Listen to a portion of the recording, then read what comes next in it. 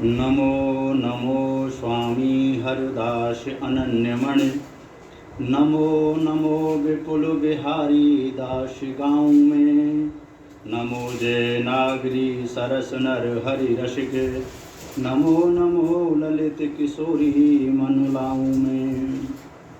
मोहिनी ललित राधा शरण कृपा को सिंधु। नमो नमो वृंदावन चंद्र उरुध्याऊ में। नमो नमो श्यामा श्याम सखी रस रंग संग। अंग अंग प्रेम सो उमंग शीश नाम में। अंग अंग प्रेम सो उमंग शीश नाम में। जय जय कुंज बिहारी श्री हरदास श्री हरदास श्री हरदास। श्री स्वामी जी महाराज की अहेतुकी कृपा से, श्री गुरु जी महाराज की परम अनुकंपा से आज हम सबको ये सत्संग कहने सुनने का परम सौभाग्य, परम अवसर प्राप्त हुआ है। सत्संग के बिना जीवन हमारा बेकार है, निरर्थक है। जीवन में, साधक के जीवन में जो ऊंचाइयां प्राप्त होनी चाहिए वो ऊंचाइयां उसको नहीं मिल पाती हैं, श्यामा श्याम उसको नहीं मिल पाते हैं। क्यों? क्योंकि जीवन में सत्संग नहीं है। जिसके जीवन में सत्संग होता है उसी को प्रभु के चरणों से, श्यामा श्याम के लाडली लाल के चरणों में अनुराग होता है। सत्संग की कृपा से, महान पुरुषों की कृपा से, और जो हमारे लाडली लाल हैं, जिनके सामल गौर चरणारविंद हैं, वो हमारे आँखों के सामने आकर के प्रकट हो जाते हैं और फिर हम उस रस में अवगाहन करने लग जाते हैं, जिस रस को पाने के लिए बड़े बड़े ऋषि मुनि और बड़े बड़े देवता भी याचना करते हैं। लेकिन वो कब सुलभ होगा? जब हम महापुरुषों का संग करें, सत्संग सुने, हरि नाम कीर्तन करें। आदि आदि साधन ऐसे हैं जिनको करने से वो हमारे प्रियालाल सहज ही हमको प्राप्त हो जाते हैं। आज हम आपको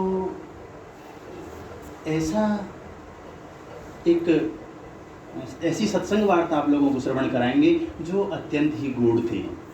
ये सत्संग वार्ता है श्री पूज्यपाद जी महाराज से संतों के प्रश्न उत्तर। संतों ने पूज्यपाद जी महाराज से प्रश्न किए हैं और पूज्यपाद जी महाराज ने बड़ी सुंदर भाषा में, बड़ी सटीक भाषा में उन कठिन प्रश्नों का और बड़े सरल भाषा में हम लोगों को समझाया है। तो आइए आज हम उन श्री पूज्यपाद जी महाराज की कृपा से उनकी दी हुई जो वचनामृत है उसको हम श्रवण करते हैं और उसका आनंद लेंगे।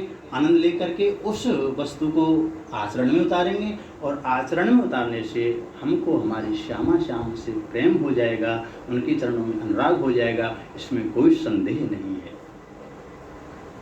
बात उस समय की है। एक दिन श्री पूज्यपाद जी महाराज प्रसाद पा करके और दोपहर में जब अपनी कुटिया में आए, यही उनकी वो कुटिया है जहाँ आकर के श्री पूज्यपाद जी महाराज विश्राम के लिए पहुँचे। तभी वहाँ पर कुछ जिज्ञासु लोग पहुँचते हैं। उन्होंने पूज्यपाद जी महाराज के श्री चरणों में दंडवत प्रणाम किया। आपके लिए पूज्यपाद जी महाराज के जीवन से संबंधित कुछ बातें मैं प्रकाश में लाना चाहता हूँ। हमारे पूज्यपाद जी महाराज, आप सबको विदित है कि ये हरदास नगर है, ये टटिया स्थान की ही एक शाखा है। उस समय की बात है जिस समय गद्दी पर श्री श्री 1008 श्री प्रातः स्मरणीय परम पूजनीय श्री राधाचरण दास जी महाराज गद्दी पर आसीन थे। उन्हीं के परम कृपा पात्र श्री स्वामी पूज्यपाद प्रातः स्मरणीय कलि पावन अवतार हम जैसे भटके हुए लोगों को और स्वामी जी महाराज के चरणों से जोड़ने के लिए हमारे पूज्यपाद जी महाराज इस धराधाम पर आए और श्री राधाचरण दास जी महाराज से कंठी दीक्षा ली और उन्होंने ही इस हरदास नगर का निर्माण किया। अनेक भक्तों का, अनेक संतों का उसमें सहयोग रहा, लेकिन मुख्य भूमिका जो थी वो श्री श्री प्रातः स्मरणीय कलि पावन अवतार हमारे पूज्य सरकार दादा गुरुजी महाराज श्री पूजपाद जी महाराज ही है। पूजपाद जी, एक कहावत हम लोग कहते हैं कि सिद्ध जो गुरु होते हैं उनके सिद्ध शिष्य होते हैं, सिद्ध गुरुओं के सिद्ध चेला होते हैं। तो जैसे उनके गुरुजी महाराज थे सिद्ध महापुरुष थे, ऐसे ही हमारे पूजपाद जी महाराज भी थे। परम वैराग्य निष्ठ थे, परम नाम जापक थे। उनके बारे में क्या कहें, जैसे सूर्य को दीपक दिखाना है, लेकिन हम बालवत लीला कर रहे हैं। हम जो भी कुछ उनके बारे में बोलेंगे वो हमको अपना बालक समझ के तोतली भाषा में उसको सहज स्वीकार करेंगे, हालांकि हमारी मति ऐसी नहीं है कि हम उनके गुणों को गा सकें।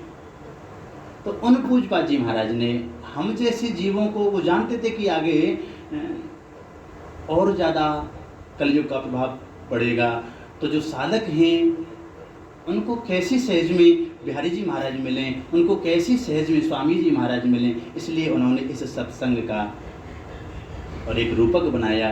तो उन पूजपाद जी महाराज के पास में वो जिज्ञासु लोग आए और उन्होंने बहुत ही सुंदर प्रश्न किया। वो प्रश्न हम सब लोग सुनेंगे। पहला प्रश्न किया कि आपकी दृष्टि से मनुष्य जीवन का वास्तविक लक्ष्य क्या है? ये मानव का शरीर हमको किस लिए मिला है? इस मानव के शरीर को पाकर के हमको क्या करना चाहिए? इसका लक्ष्य क्या है? बहुत सुंदर प्रश्न किया। और ये प्रश्न श्रीमद् भागवत जी में भी शौनकादिक ऋषियों ने श्री सूत जी महाराज से किया। किम श्रेयः शास्त्र सारः कः स्वय अवतार प्रयोजनम किम कर्म के अवतारस्य धर्मम कम शरणम गतः। बहुत सुंदर प्रश्न किया कि इस मनुष्य शरीर का लक्ष्य क्या है? ये मानव का शरीर हमको किस लिए मिला है? क्या खाने पीने और सोने के लिए मिला है? क्या इस जीवन को, इस अमूल्य जीवन को हम ऐसे ही बातों में, एक दूसरे की निंदा करने में, परिचर्या करने में और नाना प्रकार के व्यसनों में पड़ करके इस अमूल्य जीवन को नष्ट कर दे? इसका लक्ष्य क्या है वो हमको बताइए। तो श्री पूजपाद जी महाराज ने बहुत ही सुंदर उत्तर दिया है। बोले कि भैया, इस मानव शरीर को एक ही लक्ष्य है, और वो लक्ष्य है कि समस्त जीवों का एकमात्र लक्ष्य है, और वो है आनंद की प्राप्ति। प्रत्येक जीव को सुख मिलना चाहिए, प्रत्येक जीव आनंदित होना चाहिए। क्यों आनंदित होना चाहिए? क्योंकि ये जीव का परम धर्म है आनंद को प्राप्त करना, उसका सहज अधिकार है आनंद को प्राप्त करना। तो अब ये आनंद कैसे मिले? दूसरा प्रश्न किया कि संसार में जो दौड़ धूप चल रही है प्रभु महाराज जी, वह भी तो आनंद प्राप्ति के लिए है। संसार में आदमी कोई नौकरी कर रहा है, कोई चाकरी कर रहा है, कोई चोरी कर रहा है, जिसको जो अच्छा लग रहा है, कोई गाड़ी बना रहा है, कोई मैकेनिक का काम कर रहा है, सब अपने आनंद के लिए तो कर रहे हैं, सब दौड़ तो रहे हैं। क्या उनको आनंद नहीं मिल रहा है? तो पूजपाद जी ने बहुत सुंदर बात कही। हे जिज्ञासु जनों, जिधर संसार दौड़ रहा है वहां आनंद नहीं है। संसारी हम लोगों की दौड़ ही विपरीत दिशा में है। ऐसे समझिए, कोई हीरा हमने यहाँ रख रखा है और हम उस हीरा को अन्यत्र कहीं खोज रहे हैं, तो कहीं भला वो हीरा अन्यत्र मिलेगा क्या? वो नहीं मिल सकता है जी। कहाँ मिलेगा? जहाँ रखा है वहीं अगर हम खोजेंगे तो वो हीरा हमको मिल जाएगा, अन्यथा वो हीरा हमको मिलने वाला नहीं है। तो बोले ऐसे ही ये मनुष्य, प्रत्येक आदमी संसार में सुख चाहता है और सुख के लिए ही क्रिया करता है, लेकिन उसको सुख मिलता नहीं है जी। अजी क्यों नहीं मिलता है? क्योंकि उसकी खोज गलत है, क्योंकि उसकी जहाँ वो देख रहा है वो राह गलत है, रास्ता गलत है, तो सुख मिल कहाँ से जाएगा जी? पूज्यपाद जी महाराज कह रहे हैं जिधर ये संसार दौड़ रहा है वहां आनंद नहीं है। तो महाराज वहां क्या है? बोले वहां आनंद का भ्रम है, मृग मरीचिका है।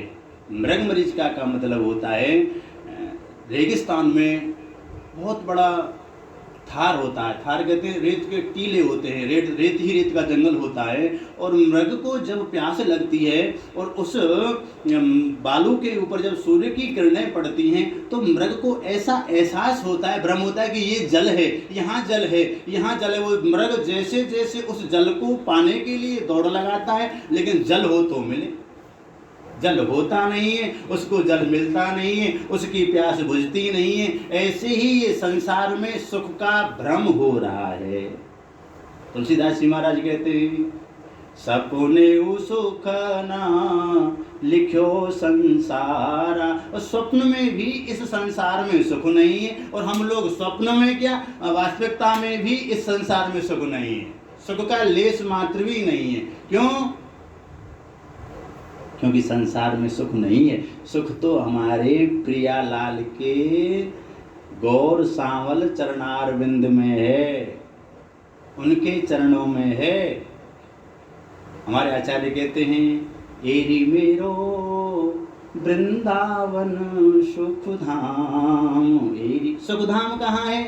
वृंदावन में है। वृंदावन कहाँ है? जहाँ हमारे प्रियालाल है। और हम सुख कहाँ खोज रहे हैं? बेटा में सुख खोज रहे हैं, बेटी में सुख खोज रहे हैं, घर में सुख खोज रहे हैं, गाड़ी में सुख खोज रहे हैं, संसार में सुख खोज रहे हैं, परिवार में सुख खोज रहे हैं, पैसा में सुख खोज रहे हैं। भला कहीं इनमें सुख है? आज तक किसी को सुख मिला है? किसी को देखा है कि किसी के पास बहुत पैसा है भाई, वो तो बड़ा सुखी है? अरे पैसे वालों को भी लाखों बीमारियां होती हैं। लोगों के पास में अच्छा खाने के लिए भोजन तो अनेक हैं, लेकिन खा नहीं सकता है जी। क्यों नहीं खा सकता? अजी उसको शुगर हो रहा है, उसको बीपी है जी, वो मीठा नहीं खा सकता है, वो घी नहीं खा सकता। करोड़पति लोग हैं और वो ही सूखे दाल और चावल और रोटी खाते हैं। तो पैसा में सुख नहीं है, परिवार में सुख नहीं है, घर में सुख नहीं है। और हम लोग उस सुख की चाहना, उस सुख की जो खोज है उसको घर में कर रहे हैं, परिवार में कर रहे हैं, संसार में कर रहे हैं। तो पूज्यपाद जी महाराज कह रहे हैं कि हे जिज्ञासुओं, जिधर हम लोग चल रहे हैं ना उधर तो सुख है ही नहीं। एक पल के लिए भी जहां आत्मा निश्चिंत होकर के विश्राम ना कर सके, भला वहां आनंद कैसा है? संसार में हम इतने बेचैन हो गए हैं। 3 प्रकार के दुख हम सबको व्याप्त हैं। दैहिक, दैविक, भौतिक तापा। भागवत जी में कहते हैं तापत्रय विनाशाय। ये 3 प्रकार के ताप, दैहिक, दैविक और भौतिक। दैहिक, दैविक, भौतिक, देह से संबंधित दैहिक, संसार शरीर में अनेकों व्याधियां हैं। दैविक, देवताओं के योग से प्राकृतिक आपदाएं जो आती हैं वो दैविक। दैविक, दैहिक, भौतिक तापा। भौतिक तापा कौन से होते हैं? जैसे ओलावृष्टि होना, अतिवृष्टि होना, बाढ़ आदि आ जाना। तो इस ऐसे दुख हैं कि प्रत्येक प्राणी को जिन्होंने ग्रसित कर रखा है। कोई तन दुखी, कोई मन दुखी, कोई धन बिन रहते उदास। सब दुखी है। कोई तन दुखी, किसी के तन में दुख है। और मान लीजिए किसी का तन हष्टपुष्ट है तो कोई तन दुखी, कोई मन दुखी, किसी का मन में अनेकों प्रकार की चिंताएं हैं। एक नई बीमारी है, उस बीमारी का नाम है टेंशन। और टेंशन को हिंदी में कहते हैं चिंता। इस चिंता को अगर मिटाना है तो हमको क्या करना है जी? अजी सीधी सी बात है, चिंता आपको मिटानी है तो भगवान का, श्री हरि का, लाडली लाल का, गुरुदेव के चरणों का चिंतन करो। जहाँ चिंतन होगा वहाँ चिंता रहेगी ही नहीं। जैसे जहाँ सूर्य नारायण प्रकट हो जाते हैं तो रात्रि नहीं रहती है। ऐसे ही जहाँ भगवान का चिंतन होगा वहाँ चिंता टिकेगी ही नहीं, भाग जाएगी, बहुत दूर भाग जाएगी। तो मेरे प्यारे भगवत प्रेमियों, पूज्यपाद जी महाराज कह रहे हैं, हे जिज्ञासु जनों, इस संसार में हमारा मन एक पल के लिए भी शांत नहीं है। नाना प्रकार की चिंताएं, नाना प्रकार के शोक, नाना प्रकार के मोहों के जाल में ये जीव बना हुआ है। उन्हीं का चिंतन करता है, उन्हीं का सेवन करता है और अंत में बोलो श्री स्वामी जी महाराज की जय। अंत में उन्हीं का चिंतन करते करते वो अपना लोक और परलोक दोनों ही बिगाड़ लेता है। क्योंकि कहा गया है अंतिम मतः सुगतः, जहाँ अंतिम समय में हमारी मति होती है वहीं जीव जाता है। बोलो बांके बिहारी लाल की जय, श्री स्वामी जी महाराज की जय। अब आगे की वार्ता हम आगे के सत्संग में आप लोगों को श्रवण कराएंगे और आप सबके लिए मैं ऐसी आशा करता हूँ और पूज्यपाद जी महाराज से यही बार बार विनती करता हूँ कि हम जैसे कली ग्रसित जीवों के ऊपर आप अपनी हित की कृपा बनाएं और हमको सद्मार्ग प्रशस्त करें, हमारे मार्ग को आगे बढ़ाएं। जय जय श्री हरदास, श्री हरदास।